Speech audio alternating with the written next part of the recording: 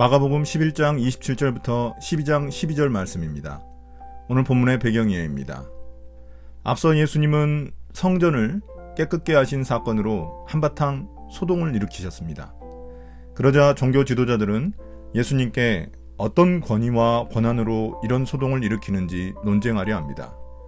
이때 예수님은 침례 요한의 권위를 먼저 질문하시며 포도원 비유를 통해 그들의 잘못을 지적하십니다. 11장 27절부터 33절입니다. 예수님의 권위 논쟁. 그들은 다시 예루살렘에 들어갔다. 예수께서 성전 뜰에서 거닐고 계실 때에 대제사장들과 율법학자들과 장로들이 예수께 와서 물었다. 당신은 무슨 권한으로 이런 일을 합니까? 누가 당신에게 이런 일을 할 수 있는 권한을 주었습니까? 예수께서 그들에게 말씀하셨다. 나도 너희에게 한 가지를 물어보겠으니 나에게 대답해 보아라. 그러면 내가 무슨 권한으로 이런 일을 하는지를 너희에게 말하겠다. 요한의 세례가 하늘에서 온 것이냐 사람에게서 온 것이냐? 내게 대답해 보아라. 그들은 자기들끼리 의논하며 말하였다. 하늘에서 왔다고 말하면 어찌하여 그를 믿지 않았느냐고 할 것이다. 그렇다고 해서 사람에게서 왔다고 대답할 수도 없지 않은가? 그들은 무리를 무서워하고 있었다. 무리가 모두 요한을 참 예언자로 알고 있었기 때문이었다. 그래서 그들이 예수께 대답하였다. 모르겠습니다. 예수께서 그들에게 말씀하셨다. 나도 내가 무슨 권한으로 이런 일을 하는지를 너희에게 말하지 않겠다. 이제 예수님이 예루살렘에 다시 돌아오셔서 성전 뜰을 거닐고 계실 때 대제사장, 율법학자, 장로들이 예수님께 무슨 권한으로 어제와 같은 이런 소란을 일으키는지 묻습니다. 종교 지도자들인 자신들이 허락하지 않았기에 예수님의 행동이 불법적이며 성전을 모독한 것이라는 사실을 말하려는 것입니다. 이에 예수님은 침례자 요한에 대한 질문으로 되물으십니다. 예수님은 요한의 침례가 하늘에서 온 것인지 아니면 사람에게서 온 것인지 물으십니다. 침례자 요한에 대한 판단은 결국 예수님에 대한 판단과 연결되어 있기 때문입니다. 요한은 예수님을 자신보다 능력이 많으신 분, 성령으로 침례를 주실 분이라고 인정했기 때문입니다. 그래서 만약 그들이 요한의 침례가 하늘로부터 온 것이 맞다고 하면 요한이 예수님에 대해 한 말도 참이 됩니다. 그러므로 예수님은 하나님의 권한으로 그런 일을 하신 것이 됩니다. 예수님이 그리스도이심을 인정하는 셈이 되는 것입니다. 그런데 만약 그들이 요한의 침례를 사람에게서 온 것이라고 말한다면 무리들의 소동이 일어날 수 있습니다. 수많은 무리들이 요한을 하나님이 보내신 참 예언자로 여기고 있었기 때문입니다. 이에 그들은 예수님께 모르겠다고 대답합니다. 그러자 예수님도 그들의 답변에 대답할 필요가 없다고 하십니다. 12장 1절부터 12절입니다. 예수님의 포도원 비유. 예수께서 그들에게 비유로 말씀하기 시작하셨다. 어떤 사람이 포도원을 일구어서 울타리를 치고 포도즙을 짜는 확을 파고 망대를 세웠다. 그리고 그것을 농부들에게 새로 주고 멀리 떠났다.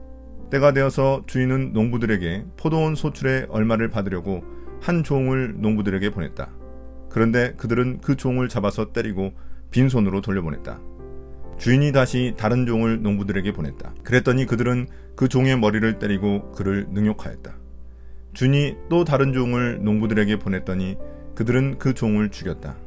그래서 또 다른 종을 많이 보냈는데 더러는 때리고 더러는 죽였다. 이제 그 주인에게는 단 한 사람, 곧 사랑하는 아들이 남아 있었다. 마지막으로 그 아들을 그들에게 보내며 말하기를 그들이 내 아들이야 존중하겠지 하였다. 그러나 그 농부들은 서로 말하였다. 이 사람은 상속자다. 그를 죽여버리자. 그러면 유산은 우리의 차지가 될 것이다. 그러면서 그들은 그를 잡아서 죽이고 포도원 바깥에다가 내던졌다. 그러니 포도원 주인이 어떻게 하겠는가? 그는 와서 농부들을 죽이고 포도원을 다른 사람들에게 줄 것이다. 너희는 성경에서 이런 말씀도 읽어보지 못하였느냐? 집을 짓는 사람이 버린 돌이 집 모퉁이의 머릿돌이 되었다. 이것은 주님께서 하신 일이요 우리 눈에는 놀랍게 보인다. 그들은 이 비유가 자신들을 겨냥하여 하신 말씀인 줄 알아차리고 예수를 잡으려고 했다. 그러나 그들은 무리를 두려워하여 예수를 그대로 두고 떠나갔다. 종교 지도자들의 말문을 막으신 예수님은 이제 그들에게 포도원 비유를 들어 그들의 문제점을 지적하십니다. 이스라엘을 상징하는 포도원 비유는 이사야서 5장에 나오는 비유를 예수님이 재구성하신 것으로 보입니다. 당시 팔레스타인에서는 지주가 자신의 땅을 소장농에게 맡기고 소출 중 일정 부분을 소장료로 징수하곤 했습니다. 그런데 새 포도원의 경우는 지주가 열매를 맺으려면 적어도 4년 동안 소장농에게 소장료를 면제해 주었습니다.